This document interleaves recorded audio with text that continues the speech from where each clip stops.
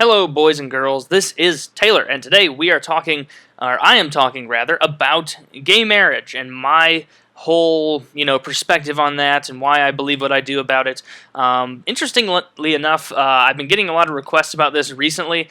It's one of those issues that I thought everybody kind of just pounded into the ground a few years ago, and now most people in my generation, at least the youngest generation, were all kind of in favor of gay marriage. Just like, yeah, whatever, do whatever the hell you want. But anyway, apparently it's not as accepted as I thought, even in people my age, and so I'm going to break it down, talk to you guys about it. If you happen to disagree, feel free to leave a comment about it, and I'd be more than happy to try and get to it. For most of these videos where I talk about these more pointed topics, I really do try and spend a lot of time in the comment section getting you guys a lot of feedback, so feel free to participate down there, and if I can't get to it or I miss it, I do apologize. But anyway, let's get started with a few points that I'd like to make about this, and the first thing that you have to think about when you're thinking about gay rights and gay marriage is whether or not you believe in civil or human rights. And there's a big difference between civil and human rights. Civil rights are are the rights that are allotted to you by the state. They are given to you, and you get to utilize them. So, for example, blacks in the 60s did not have the same civil rights as whites. The government did not give them the same rights. Just as the whites had those rights, the government had the ability to easily and completely take away those rights from blacks. And so if you believe in civil rights, then you believe that these rights are contingent on the willingness of the populace and the government itself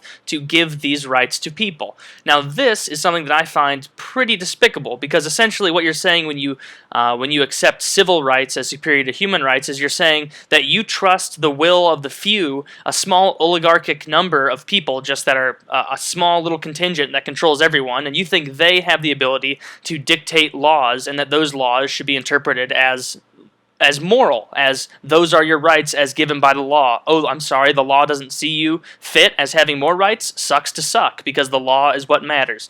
And really, this issue of civil rights, civil is so... it's just so antiquated. It's not necessary anymore. We should have moved past this right now. I feel by using civil rights, it should have been like a stepping stone to human rights. And human rights, of course, is the belief that everyone should be given the same rights regardless, because we're all humans, we're all members of the same species, and we should all be granted the same rights because, none of us are intrinsically worth any more than any other of us. I mean, that's how I feel about it. I think that it's pretty bigoted when we have a nation that says, oh, I'm sorry, yeah, everybody can have the right to marry just as long as that right to marry is a heterosexual companion. And that's pretty stupid, because it's like the government saying, hey, yeah, you have the right to eat any meat product you want just as long as that meat product is USDA approved beef. That doesn't make sense. Of course, that's a more ridiculous example, and people will be up in arms about that because we all know conservatives love meat.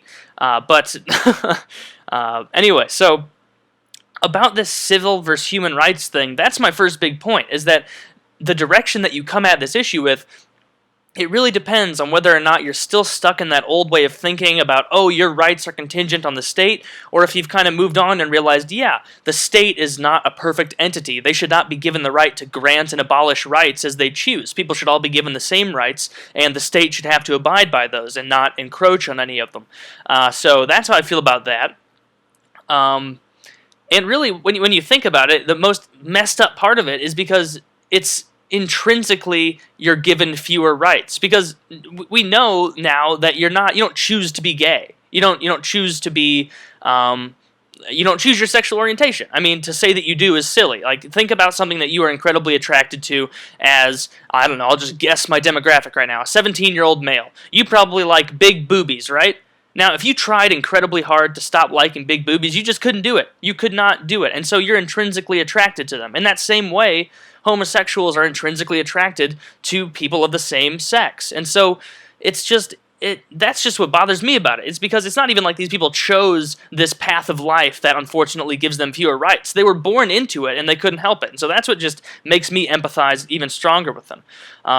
And so that's, for me, that's the only argument that it takes for me to say, yeah, gays should be allowed to marry. Because in my opinion, I don't have the right to dictate someone else's life because I don't think that I know as well as they do what would be good for them, what would be beneficial in their life. Like, that's arrogant for me to say, no, you would be happier with someone of the opposite sex. I know, because I know you better than you know you, which is just remarkably arrogant.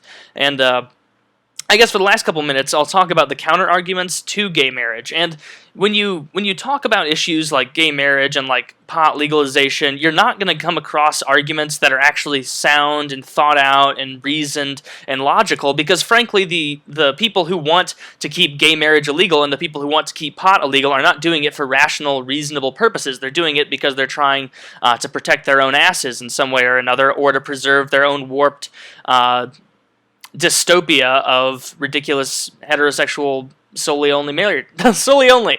I don't even know what I was saying in that sentence. Golly. But anyway, so the first big counter-argument with these family values, or rather, the first big counter-argument is family values. And you hear this all the time from people like Mitt Romney, people like Newt Gingrich, saying that they're standing up for family values by trying to keep homosexuals from getting married.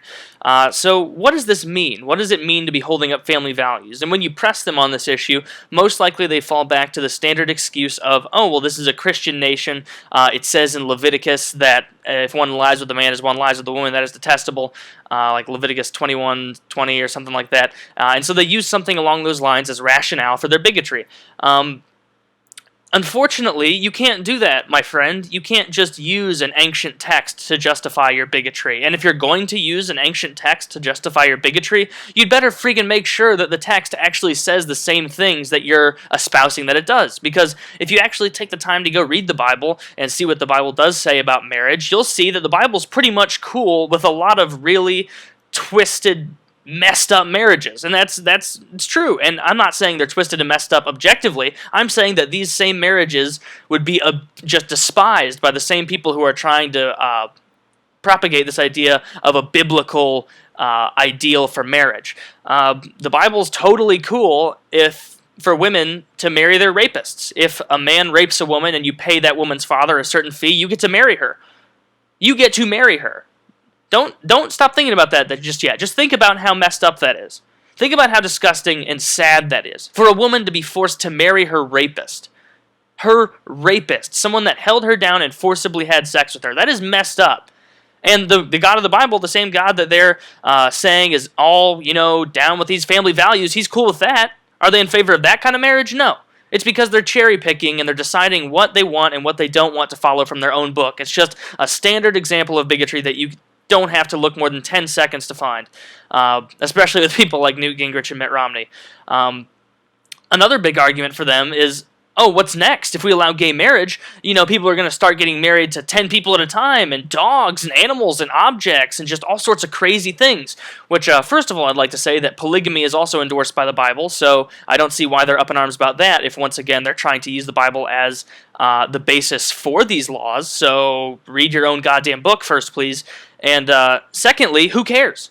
If someone wants to marry a dog, if someone wants to marry a car or 10 people, I don't care. I mean, I guess I care in regard to the dog because a dog can't consent to marriage, and so it can't really get married because it's just a dog. It doesn't possess the cognitive ability to make a decision as grave as marriage. And so I think that's pretty messed up. So bestiality still doesn't really make sense because you can't make that argument because they don't have a high enough consciousness to understand the gravity of the situation.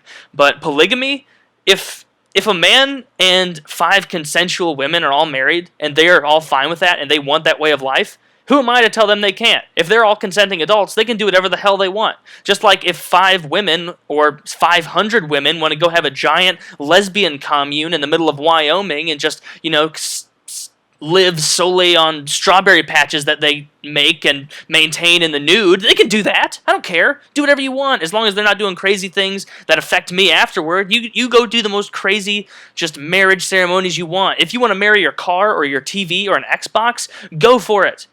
But do you really, really think that polygamy and bestiality and marrying objects is so pervasive and such just an untapped market for people's psyches that the second we legalize gay marriage, everybody's just going to go sprinting to Best Buy to get the first soft VCR that they can pound in the privacy of their own home? No, that's messed up. That's stupid. That doesn't make any sense. That's not logical. Saying that you're going to end up with bestiality because you allow gay marriage is just a perfect example of the slippery slope logical fallacy. It's just ridiculous. So that's what I've got to say about that. As far as the other counter arguments to it, there are probably plenty, but most of them, I'm sorry, I shouldn't have said most. I should say 100% of them are completely ridiculous. But if you think you've got a good one, feel free to leave it in the comments, and I'd be happy to chat about it. But anyway, hope you guys enjoyed. I love you, and I will talk to you soon.